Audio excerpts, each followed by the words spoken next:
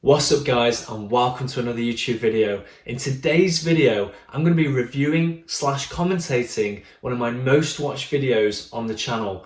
Now this video in December alone had over 500,000 views, and what I want to try and do is give you a sense and a feel for what I'm thinking whilst I'm battling for track position. A lot of people always ask me, Rob, what's it like going at 140 miles per hour, 2 inches off the ground, racing superkarts? Well, in today's video, I'm hopefully going to give you a sense of what that feels like. So, without further ado, let's get straight into the video.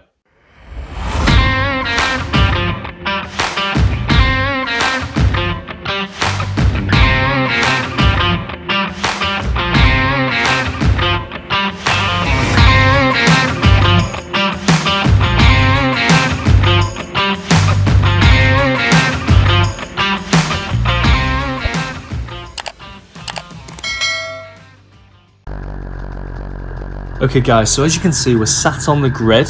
We're just warming up the engine, making sure it's nice and warm before we go out and give it the full beans. You can also see that everyone's getting a push start here as well.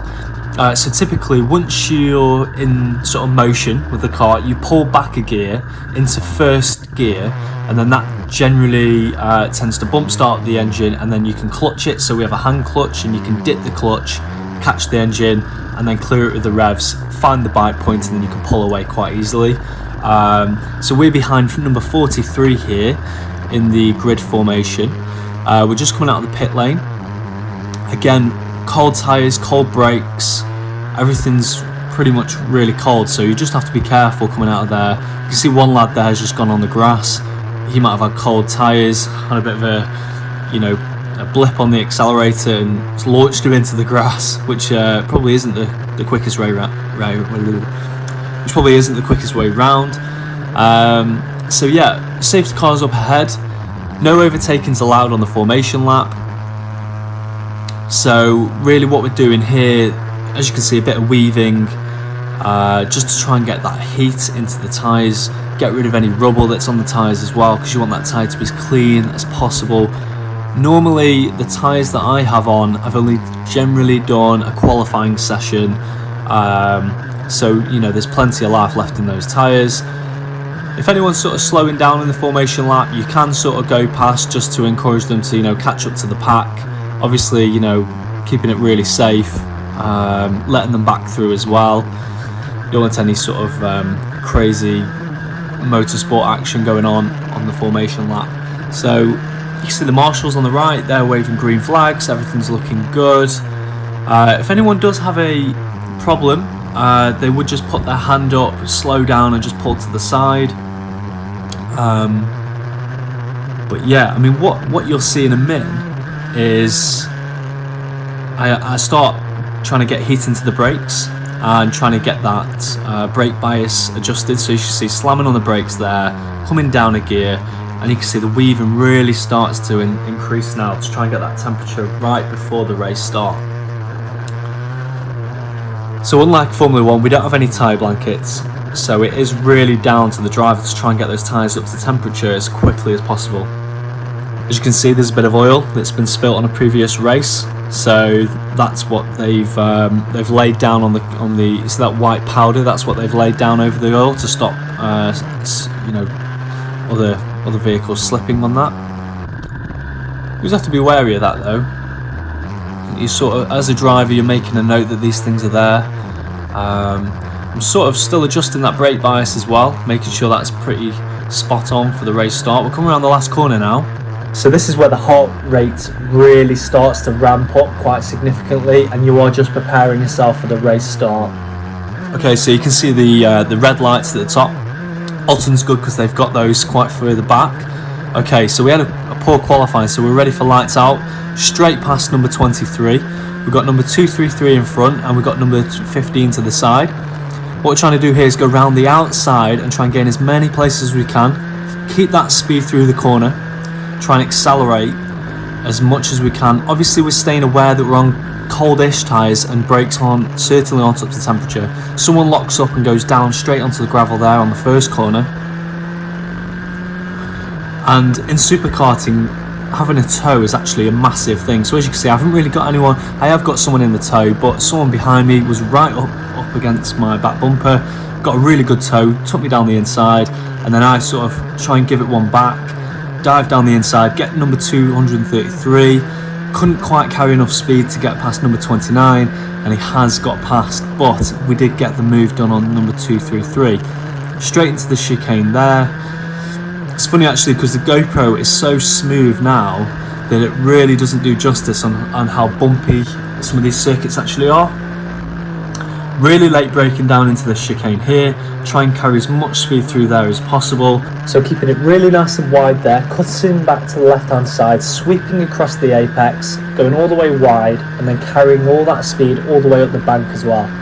Coming up to the back straight, well, I love this fast corner that we're coming up here. So we got a really fast left, and then what you do here, off the throttle, down a gear, and then just follow it nicely through, hitting both apexes. Double apex corner, that one. Really late braking on here as well. You can see there's a pack of 3 of them there. You just want to hit that apex, carry the speed, go nice and wide, and then you want to stay as close to the left as possible.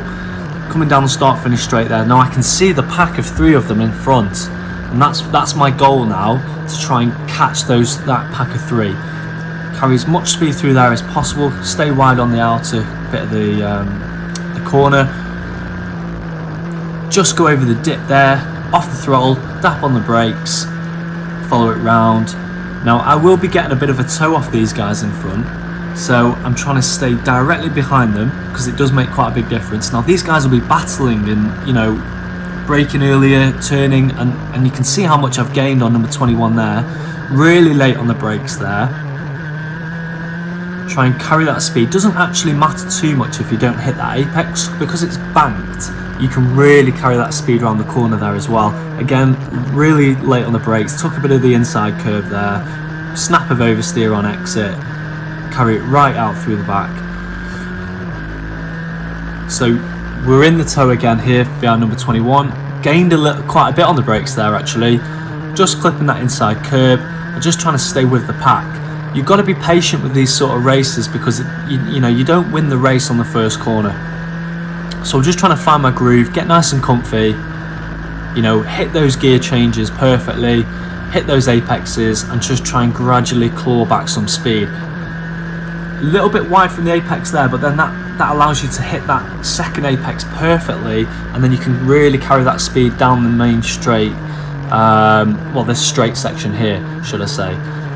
Again, just running over that white line on the inside. You don't want to take too much curbs in superkarts, because like I say, there's no suspension at all, and you've got to be really careful that you don't take too much curb. It could cause damage, and it's not, it could unsettle the car. Okay, so as you can see, number 2021, perfect example there. Took too much outer curb, unsettled the car, nearly threw him sideways, and we managed to get the overtake done. Carried a lot more speed through this corner than number 12. Now number 12 is actually a 4-stroke engine, similar power output as a 250cc, but you can see just had the edge at the end of the straight, couldn't quite get him, and brakes really late on covers the inside line there as well. I go wide, try and clip the apex, carry that speed through. We're trying to stick with number 12, and we've got number 29 just ahead as well.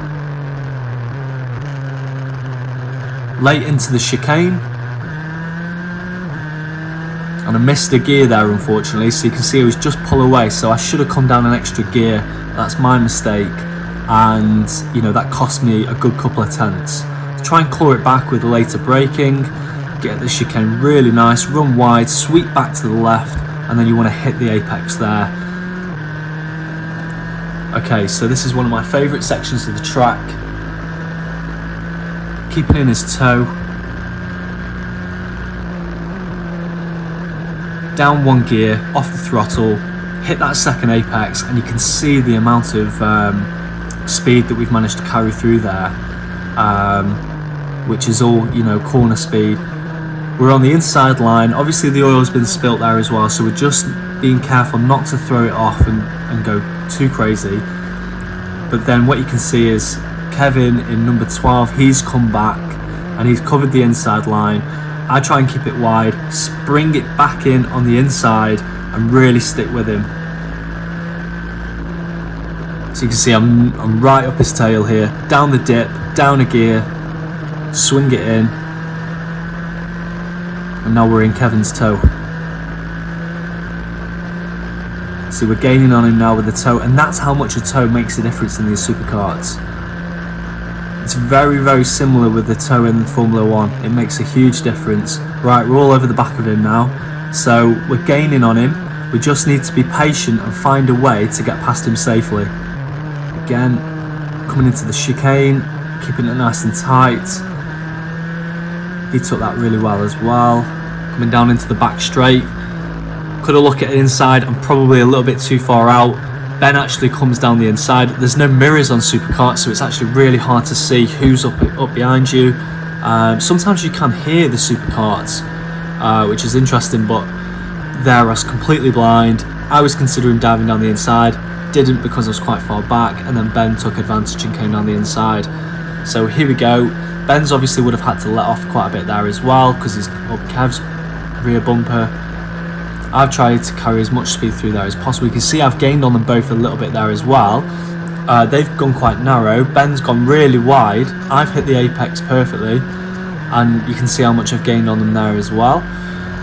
Coming down the start finish straight, thinking about getting Ben up the inside. Bit risky, and that could throw us both off. So Ben's going down the inside of Kev there now, gets the move done. I was thinking about going around the round the outside on that corner and then round the inside, but had second thoughts about that. So now there's three of us, probably going about 120 down this back straight here. We try and keep this corner completely flat out, and then try and dive down the inside. Ben's got really late braking there as well. There's three of us literally, centimetres apart, going around that hairpin, probably going around that hairpin around 40, 50, 60 mile per hour. I get Ben round the outside, go into the chicane, and then really stick it on Kev now. We've got to claw back this position from Kev. Really late braking there. As you can see, we caught him quite a bit up going into that chicane. And now my objective is, I know we've got the fast corners coming up there. I know I'm quick to carry that speed through. So let's get up as close as we can and then carry that speed through the fast sections, and we'll take him down into the last right-hander. So back off a little bit here, down a gear, off the throttle, hit that second apex. See how he's covering the inside line there. So I have no choice but to go wide and hopefully try and get the undercut on him. As you can see, it's nearly working, but Kev's got a really good motor there underneath him, and that's got a lot of grunt coming out the corners. Think about going up the inside, dive down. Kev's got that wider line, he swoops across, and we're literally centimetres apart there. Really close racing action. So what I'm going to try and do here is get the toe. See, I'm gaining on Kev quite a lot here, and that's all in the toe, that is. And then just managed to sneak in on the inside, and then really late braking down. Kept it nice and tidy through there, and then finally we've got through the pack, and then we're away. So for me now, it's all about just getting away from that pack. Almost trying to set in some qualifying laps just to do the absolute best laps I can. Obviously, the tyres would have degraded quite a bit, battling with the guys. But just really getting my head down and focusing on these qualifying laps.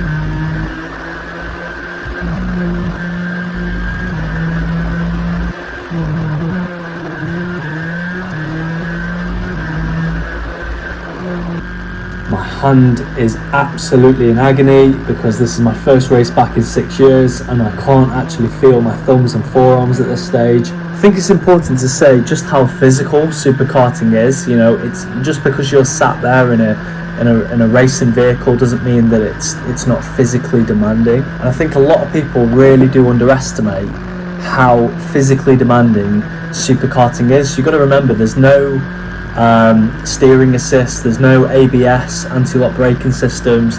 This is one of the purest forms of motorsport that's out there.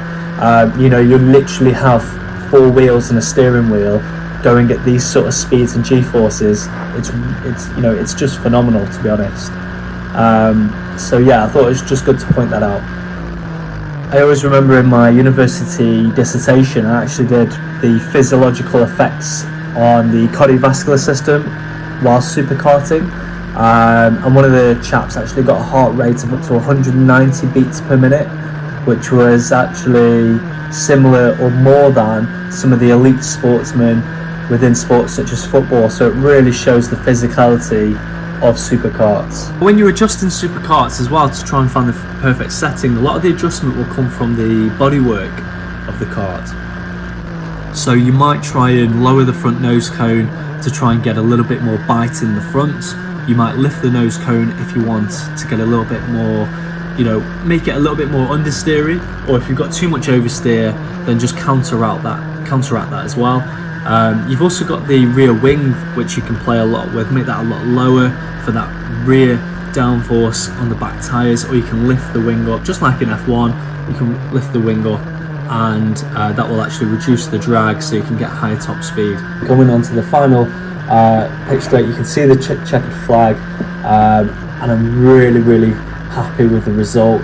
Little fist pump there as well. Thumbs up to the mechanic on the sideline, on the pit wall, because I'm, you know, to have that battle and that close at those sort of speeds, you know, the overwhelming sense of achievement and motion. There's a lot that goes into this behind the scenes, you know, a lot of money, time, effort, blood, sweat and tears that goes into this. So, you know, to cross that finish line, have a fantastic battle with the lads. Everyone was safe and respectful, but at those speeds and that close to everyone, you know, it's a really great feeling to cross that finish line with a great result. So this is just a cool down lap now, so you're just kind of cooling everything down, you're changing up early so you're not putting any extra strain on the engine. You know, you want to try and preserve the engine as much as possible, just to show a sign of appreciation to the marshals as well. I always think that's, you know, they all volunteer and it wouldn't be possible without them, so, you know, a little wave in their eyes goes a long way. Okay, so we're coming up to the final few corners here. Okay, and then just coming in onto the pit straight now, you just veer right, you come into the pit wall, you're directed by the marshals, and then what sometimes they do is they take spot checks on, so you saw some carts going down there, and what they'll do is they'll weigh them, they'll test, you know, various parameters of the cart, they'll take fuel samples, they'll, you know, check all sorts to make sure you're in line with the regulations and in compliance. And again, you don't know who those spot checks are going to be. Normally they hold you in a waiting area. In this case, they've let everyone go straight back to their place on the paddock. Okay guys, I hope you enjoyed that video on the commentary during a superkart race. Like I say, this was one of my top most watched videos of the year, so I really thought it'd be great to give you that little insight and put you in that mindset of a superkart racing driver, and, you know, the sort of things that we have to think about as we are, you know, taking part in these races. I hope you've enjoyed it. Don't forget to like and subscribe. It really supports the channel. And again, thank you so much for supporting me and my superkarting journey. Take care, everyone.